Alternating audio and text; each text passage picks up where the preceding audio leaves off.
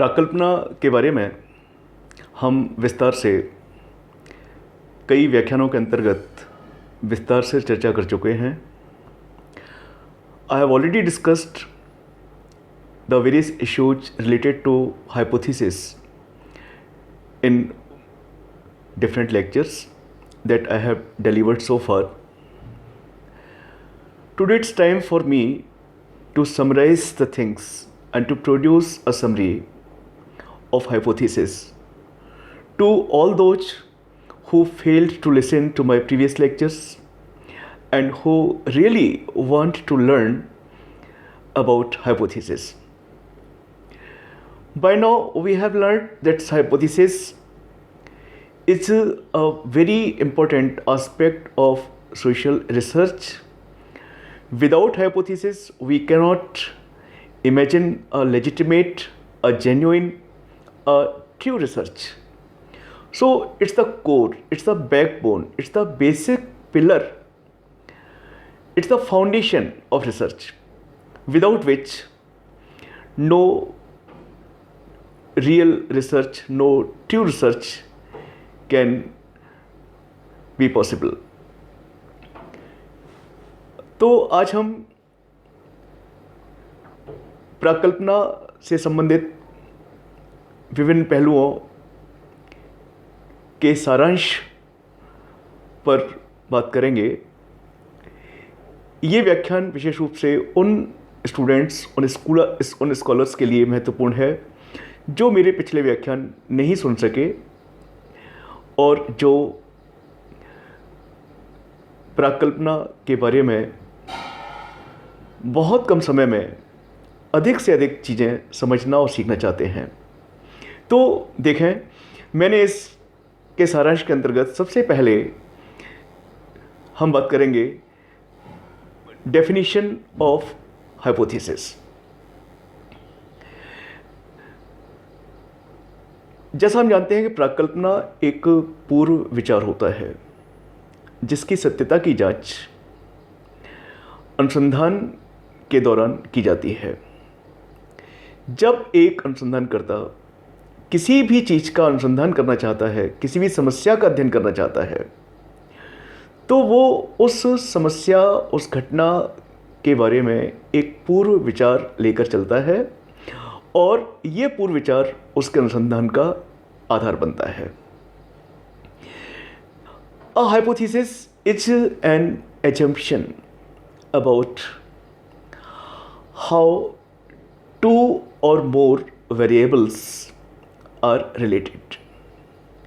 It makes a conjectural statement about the relationship between those variables. As far as the significance of hypothesis in sociology or social research is concerned, in sociology, the hypothesis will often predict how one form of human behavior influences another. As you know, society is developed, society comes into existence when there are two or more than two persons, when there is an interaction among the persons. So obviously, interaction results into several types of behaviors. So in sociology, when we use hypothesis, or in sociological researches, when we use hypothesis, it is supposed that it is going to predict how one form of behavior, human behavior, is influencing the other forms of behavior. In research, independent variables are the cause of the change. The dependent variable is the effect or thing that is changed. In simple words, we can say that there are two types of variables. Independent variables, which relate to cause of the problem, and dependent variables, which relate to effect. So as we know, every problem is caused by certain causes. There are certain causes at the root of a problem, of a social problem, and every problem brings certain effects, certain consequences, certain results. So cause and effect, these two things are there. So causes causes are the independent variables and effects are the dependent variables. So the relationship between the independent variables and the dependent variables of a problem are studied in social research. तो जैसे हम जानते हैं चर दो प्रकार के होते हैं, स्वतंत्र चर और निर्भर चर। स्वतंत्र चर समस्या के कारणों से संबंधित होते हैं, अर्थात वो समस्याओं के कारणों का बोध कराते हैं, और जो निर्भर चर हैं वे समस्या के परिणामों का बोध कराते हैं। और अनुसंधान के द्वारा, सामाजिक अनुसंधान के द्वारा समस्या के क्या कारण हैं, क्या परिणाम है, उनकी समीक्षा की जाती है, उनका पता लगाया जाता है। तो relationship between independent variables and the dependent variables is interpreted, is studied in social research. Next, let us know about the characteristics of a good or model hypothesis. अब हम बात करेंगे कि प्राकल्पना की क्या क्या विशेषताएं होनी चाहिए। First, the hypothesis should be clear and precise to consider it to be reliable. पहली विशेषता जो प्राकल्पना की होनी चाहिए वो ये कि प्राकल्पना स्पष्ट हो, किसी भी प्रकार की अस्पष्टता उसमें न हो, और साथ ही संक्षिप्त हो, विस्तृत न हो। Second is, if the hypothesis is a relational hypothesis, then it should be stating the relationship between variables. यदि प्राकल्पना रिलेशनल हाइपोथेसिस है, संबंधात्मक प्राकल्पना है, तो निश्चित रूप से वेरिएबल्स के बीच क्या संबंध है, कारण और परिणामों के बीच क्या संबंध है, इंडिपेंडेंट और डिपेंडेंट वेरिएबल्स के बीच क्या संबंध है, इसका कथन होना चाहिए। The hypothesis must be specific and should have scope for conducting more tests. प्राकल्पना विशिष्ट होनी चाहिए, एक सामान्य प्राकल्पना नहीं होनी चाहिए। घटना के जिस पहलू, समस्या के जिस पहलू का अध्ययन किया जाना है, प्राकल्पना उस विशिष्ट पहलू से संबंधित ही होनी चाहिए, और इस प्रकार की हो कि जिसके आधार पर ज़्यादा से ज़्यादा टेस्ट किए जा सकें। The way of explanation of the hypothesis must be very simple. प्राकल्पना की जो व्याख्याओं के तरीका है वो बहुत सिंपल होना चाहिए, क्लिष्ट भाषा का प्रयोग नहीं करना चाहिए। And it should also be understood that the simplicity of the hypothesis is not related to its significance. और साथ ही हमें यह भी ध्यान रखना चाहिए कि प्राकल्पना की जो सादगी है, सरलता है, वो इसके महत्व से संबंधित नहीं है, इसके महत्व को कम नहीं करता। तो simple hypothesis is considered to be the best hypothesis. So it should be simple, clear, related to theories, related to concepts, related to tools and techniques, and it should be precise, it should be specific. तो ये प्राकल्पना की कुछ विशेषताएं हैं। यदि एक प्राकल्पना में ये सारी विशेषताएं हैं तो we can say that the hypothesis is the model hypothesis. It's an ideal or good hypothesis. अब हम बात करेंगे प्राकल्पना के स्रोतों के बारे में, कि आखिर वो कौन कौन सी चीज़ें हैं जो एक अनुसंधानकर्ता की मदद करती हैं प्राकल्पना को निर्मित करने में। कई चीज़ें हैं। प्राकल्पना का जो निर्माण किया जाता है उसके बहुत सारे स्रोत हैं। प्राकल्पना के स्रोतों में अनुसंधानकर्ता की संस्कृति, उसके व्यक्तिगत अनुभव, लोगों के साथ उसके संपर्क, जो बुद्धिजीवी हैं उनके साथ चर्चा और परिचर्चा,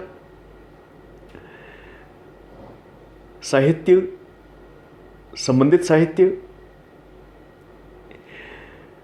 तो ये चीज़ें प्राकल्पना के स्रोत के रूप में हम कह सकते हैं कि ये सभी वो चीज़ें हैं जो जिनसे अनुसंधानकर्ता प्रभावित होता है और इन चीज़ों से प्रेरणा लेकर वह अपने अध्ययन के लिए किसी प्राकल्पना का निर्माण करता है।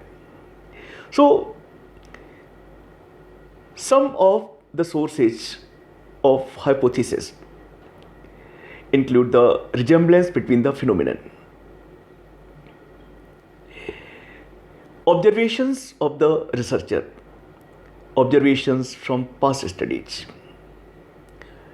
It means study of the related literature, or say the available related literature.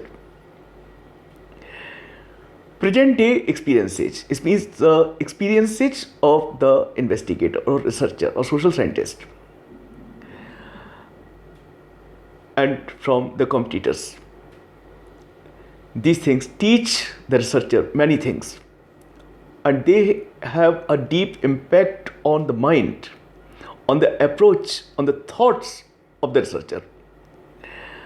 And influenced by all these things, he formulates a hypothesis for each study. Then comes scientific theories. Scientific theories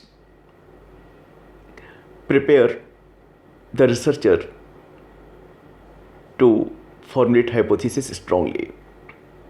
Then comes culture as a great source of hypothesis. Then healthy discussion with the intellectuals. And then general patterns that influence the thinking process of people. So these are those things that influence the researcher, or say a social scientist, and taking inspiration from these things, learning from these sources, the researcher finds himself capable of formulating hypothesis for the study to be made. Then comes, इसके बाद हम बात करेंगे प्राकल्पना के कौन कौन से प्रकार हैं। Some of the types of hypothesis are simple hypothesis, complex hypothesis, directional hypothesis, non-directional hypothesis, null hypothesis, alternative hypothesis, associative and causal hypothesis. प्राकल्पना के ये सारे प्रकार हैं। प्राकल्पना का काम क्या है, आखिर इतना महत्व क्यों दिया जाता है इसको? Obviously, hypothesis has certain specific functions to perform. Hypothesis makes observation and experiments possible. As we know, hypothesis serves as a guideline to the researcher. It paves the path of research for the researcher. It smoothens the path of research for the researcher. And obviously, if he follows this path honestly, in accordance with the formulated hypothesis, he finds that it is possible for him to make the observations, it is possible for him to make the experiments that he pleases. Hypothesis becomes the start point for the investigation. As we know, every legitimate research begins with hypothesis. And then hypothesis helps in verifying the observations. It helps in directing the inquiries in the right directions. तो प्राकल्पना के बहुत सारे कार्य हैं। प्राकल्पना अनुसंधान हेतु अनुसंधानकर्ता के लिए अनुसंधान का मार्ग निर्मित करती है, उसके अंदर कल्पनाशीलता पैदा करती है, उसे उस अनुसंधान मार्ग पर चलने के लिए प्रेरित करती है, अनुसंधानकर्ता के लिए अनुसंधान के मार्ग को सरल और सुगम बनाती है। प्रकल्पना अनुसंधान का एक प्राथमिक बिंदु है, सबसे पहला बिंदु है जो अनुसंधान कार्य को गति प्रदान करता है। हाइपोथेसिस अर्थात प्रकल्पना जो भी किए गए अवलोकन है उनको सत्यापित करने में अनुसंधानकर्ता की मदद करती है, और इस प्रकार से ये जो भी उसकी इंक्वायरीज हैं अनुसंधानकर्ता की समस्या को लेकर के सही दिशा में उसे प्रशस्त करती हैं, आगे बढ़ाती हैं। तो we can say that hypothesis is a very important aspect of social research. It's the starting point of the research. It motivates the researcher to move on the righteous path of research. It mentally prepares the researcher to study a problem. So, significance of hypothesis cannot be ignored. It's very essential, very important, and so the researchers are expected to be very careful while formulating a hypothesis for the research.